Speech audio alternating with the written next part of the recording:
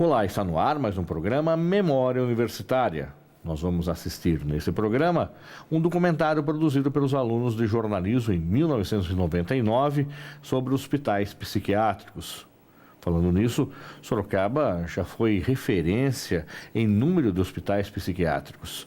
Eram 4 unidades.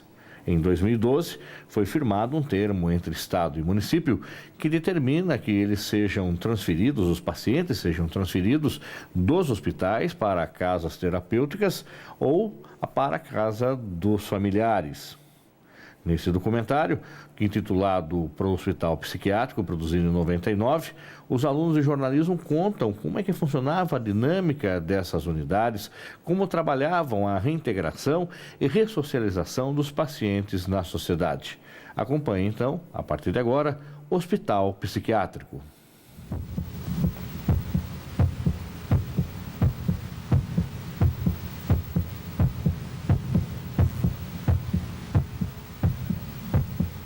É nessa sociedade que um dia deveria designar esses loucos como alienados, que inicialmente o desatino se alienou. É nela que a insanidade se exilou e ficou em silêncio.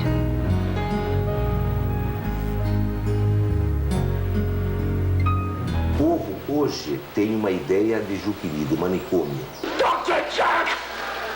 I'm no lunatic man, I'm a sane man fighting for soul. Os tratamentos eram muito mais comportamentais do que propriamente médicos, né? Here we go.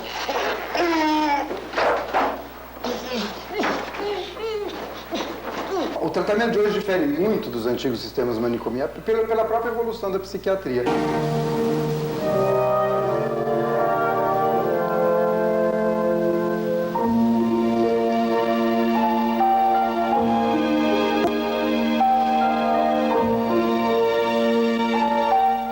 Na cidade de Sorocaba, existem 4 hospitais psiquiátricos: o Mental, Medicina Especializada, Teixeira Lima, Vera Cruz e o Jardim das Acácias.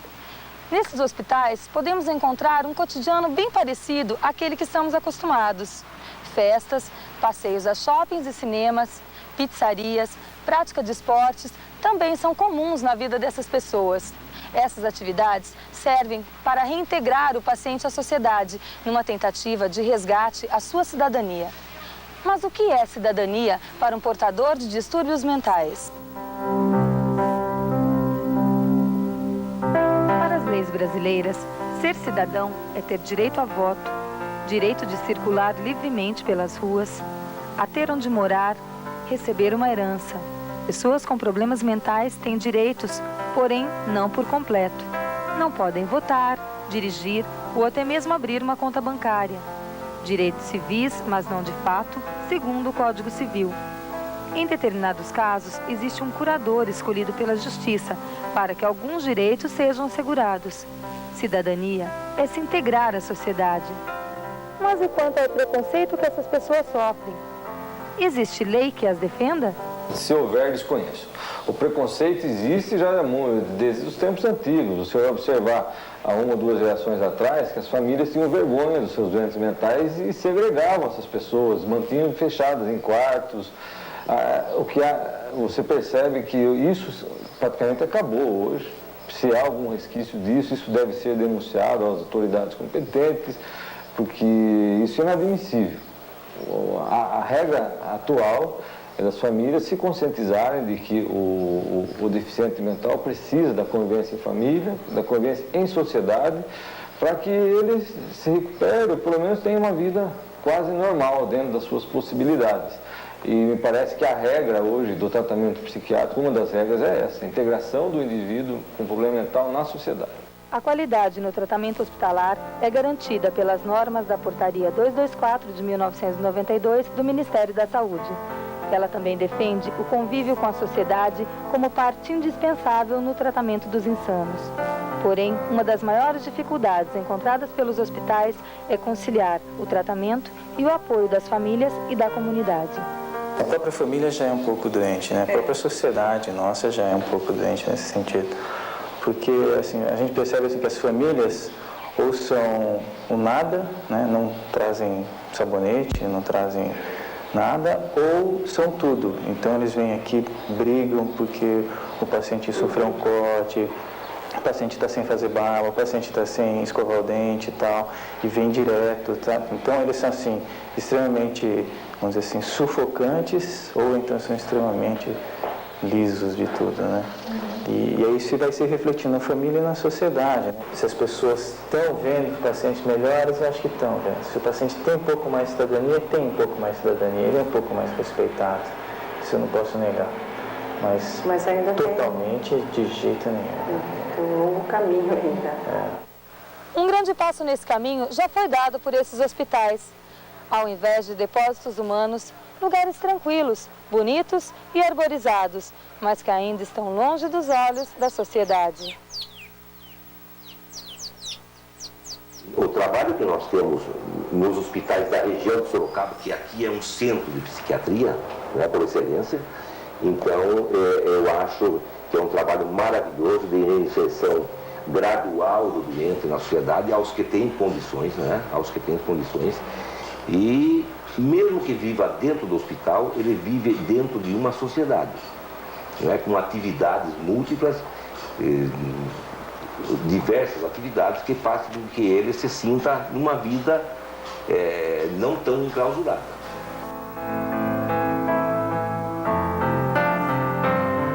Antigamente, os pacientes psicóticos, você não tinha como tratar, tá? Eram, então, o choque, a eletroconvulsoterapia, os choques insulínicos, que eram tratamentos, embora adequados para a época, era um tratamento muito desgastante para o paciente. Com a evolução da psiquiatria, hoje você tem medicamentos excelentes que você pode utilizar. Com esses medicamentos, você consegue tirar o paciente de um surto numa rapidez muito maior, tá? Consequentemente, a necessidade de longos tempos de internação foram diminuindo bastante. Hoje você consegue diminuir muito o tempo de internação de um paciente. Paciência e carinho. Esses são os principais ingredientes para que os portadores de distúrbios mentais encontrem proteção e segurança dentro do hospital. Partir de seus mundos imaginários para uma realidade que para eles às vezes é difícil é um longo percurso. É nesse período que o trabalho de terapeutas ocupacionais, enfermeiros, psiquiatras, assistentes sociais e psicólogos passa a ser tão importante. De maneira simples, esses profissionais tentam ensinar que a realidade talvez não seja tão ruim. Essa dedicação faz com que a equipe realize um trabalho que vai além do profissional. Eu faço um trabalho onde eu sou mais educador do que psicólogo. Tá? Sou mais pai mesmo do que propriamente de psicólogo. Então a gente tem um trabalho de educação mesmo, de ressocialização, né? Então é de sair, gente que está aí dentro do hospital há 9, 10 anos, começar a sair, fazer suas compras sozinhas, aprender a manusear dinheiro, né? Aprender trato, sentar num bar, numa lanchonete, comer um lanche. É um trabalho de ressocialização. A gente vai estimular o cuidado com a higiene, a gente vai estimular o cuidado com a alimentação, vai estimular o cuidado com o tratamento medicamentoso. Pequenos ganhos a gente comemora assim com muitas palmas. Então o paciente que não conseguia fazer xixi no banheiro, fazia xixi sempre na sala, dentro da atividade, né? De repente um dia ele pede para ir no banheiro, é uma vitória para a gente, entendeu? Não é muita coisa, mas ele está aprendendo, né?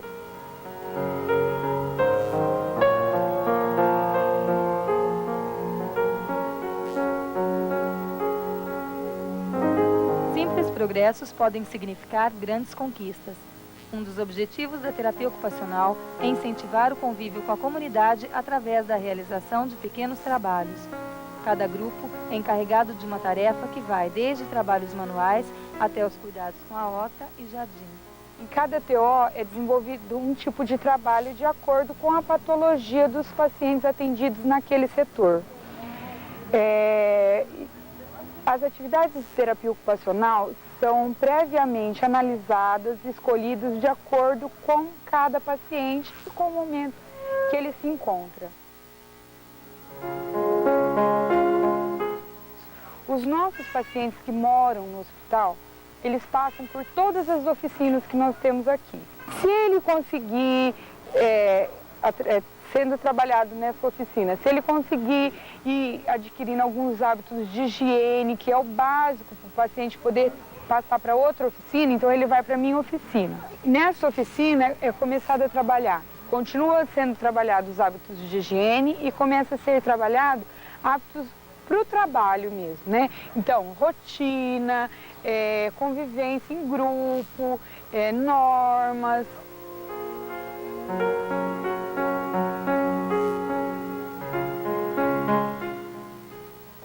Um projeto que tem apresentado grandes resultados é a Oficina Terapêutica de Aprendizagem para o Trabalho. Aqui, pessoas com distúrbios mentais exercem tarefas que ajudam a abrir as portas para o mercado de trabalho. Um mundo desconhecido para elas. Horários e uma produção mínima são regras que ajudam a aproximar os 80 usuários da oficina à realidade cotidiana de um emprego. Na oficina existe assim, uma possibilidade de alguns irem para o mercado de trabalho.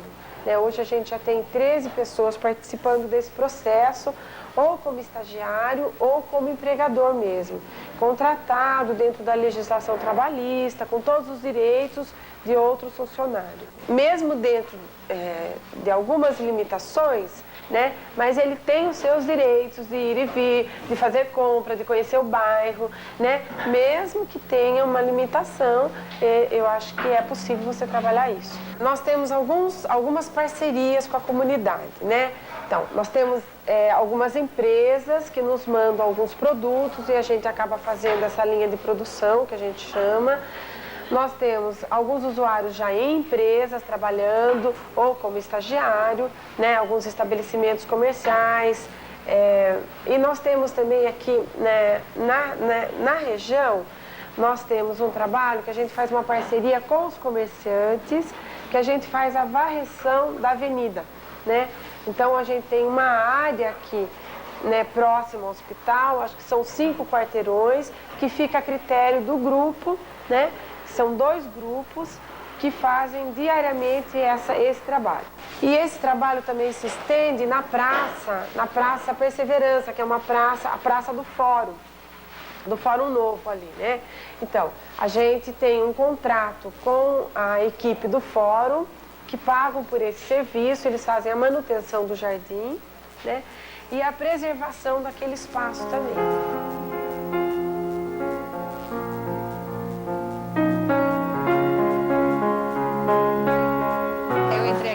Pior agora, graças a Deus, estou numa boa, porque a gente trabalha com terapeuta, né? Tem terapeuta, tem psicóloga, tem tudo acompanhando a gente, assistente social, né? Em casa eu tenho só um filho, né? Casou e tinha ido pro Japão. Depois eu fiquei sozinha lá. Achava muito triste, assim, eu sabia fazer muitas coisas em casa, né? Depois eu parei com os problemas que eu dei em mim, vivia internado.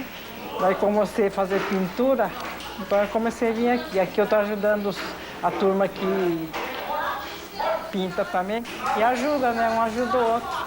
Há cerca de 2 anos, um corajoso projeto vem tentando vencer as barreiras do preconceito. Desenvolvido por usuários da oficina, o jornal Folha das Acácias leva à comunidade a experiência vivida pelos portadores de problemas mentais. Toda a sua sensibilidade e emoção são transmitidas por essas páginas. Eu represento o grupo como presidente do jornal. E o que isso mudou para mim, que eu passei a ser mais respeitado pela sociedade, passou a me ver por outros olhos. Eu acho que o trabalho do jornal ele é interessante porque ele desmistifica a visão que as pessoas têm do portador de doença mental. Porque as pessoas muitas vezes têm uma visão que, será que é perigoso? As pessoas falam isso, né, comumente. Será que não sei, tem medo.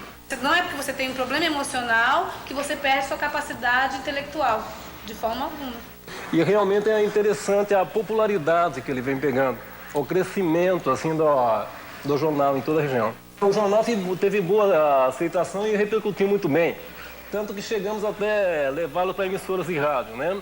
Quem viveu a realidade desses 2 mundos, tão próximos e ao mesmo tempo tão distantes, sabe bem que o muro que separa o hospital da sociedade é mais alto do que pode parecer. Tinha certeza que a turma ia me pegar para trabalhar tanto no serviço assim, entendeu? Pior mesmo, eu nunca não fiquei preocupado assim, dizendo que a pessoa não quer ou não quer, entendeu? Assim mesmo, eu estava até com seguro, confiança, entendeu? Até que tinha até uma oportunidade para conseguir uma vida, entendeu? É por isso que eu estava inseguro. Medo mesmo já não tinha medo. É que eu estou gostando muito, entendeu? Aqui eu já estou registrado e tudo, né? Então eu venho no horário certo, sem problema, sem nada. É por isso que eu gosto daqui mesmo, entendeu? Então, a partir do momento que alguém deposita um crédito em você, você tem que lutar por isso. E vencendo esse obstáculo que era o maior, na minha opinião, que era o preconceito, então o resto é resto. Você aprende a distinguir o que é o certo e o errado, que você lutou por um ideal. Uma meta, né? Lute, trabalhe e conquiste. Antes de você olhar o defeito dos outros, a gente tem que ver os nossos. Então eu acho que seria vencer o preconceito em si, respeitando uns aos outros, né? Pelo que são e não pelo que têm, entendeu? Esse é o maior passo, eu acho, para qualquer ser humano.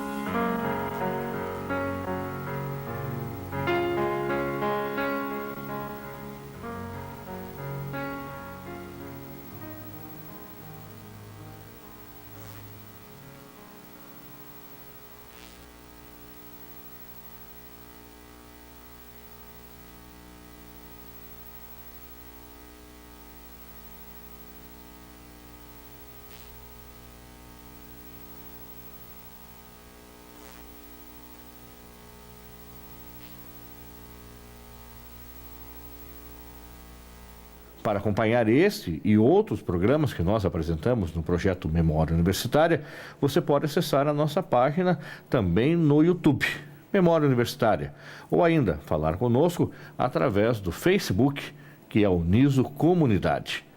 Obrigado pela sua audiência e até o próximo programa. Até lá!